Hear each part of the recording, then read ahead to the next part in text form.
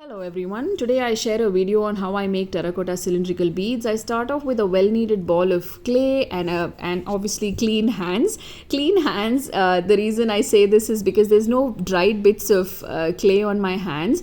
Otherwise, what will just happen is dried fragments of clay will attach on the coil, and then the end result would not look very good. It'll just be, I wouldn't get well finished beads. So that's why I said clean hands. And I start off with making coils. So these coils that I make are not very long. So this particular one that I'm making is roughly about 7.5 to 8 inches, and this particular coil yields 7 beads for me, which are 1 inch in length.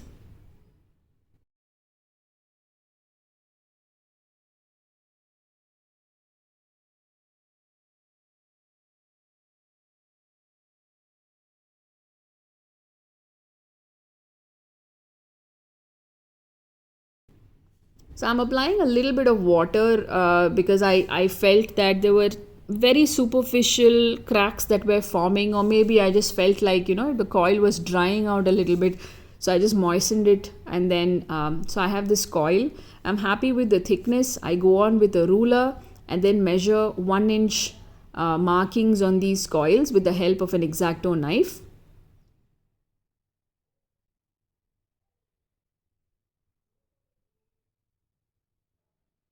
So after these markings are done, I go on to cut these beads also with the help of the same knife.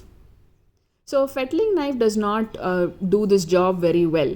I don't use a fettling knife to cut these beads because an X-Acto actually does that job a lot better. There you go, I've measured it out. Then I slowly cut these beads.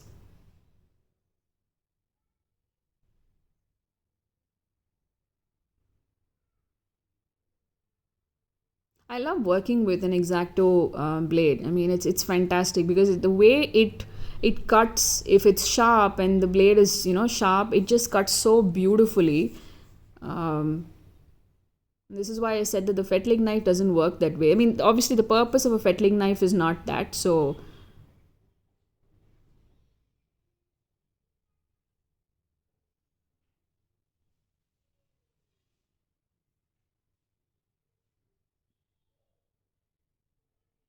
this, like I said, this particular one yields about 7 beads.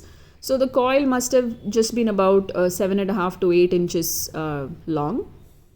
So for me, I can't make very long coils as well because somehow I feel like I've probably lost practice with making very long coils, because earlier I would, but now I don't. So this length, at least I know it won't break or it won't crack, and I'll be able to manage that coil length. So I'm just making sure each of these beads are nice and neat, because when I cut it did distort the shape a little bit, but now I'm just making sure it's all nice and flat. And like I said, I'm not applying any amount of pressure while reshaping those beads, because I want these beads to be exactly 1 inch. Now this is with the help of my fettling knife, just drawing parallel lines on the beads.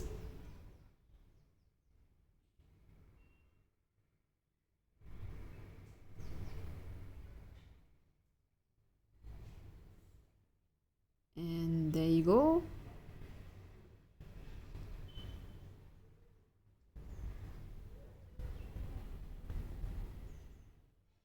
So I do this to all of the beads, and then I use a hollow brass pipe lined with oil to make holes in these beads in this manner. So like I said, there's oil in the tip. That's what you see in that on the surface over there. And that's it.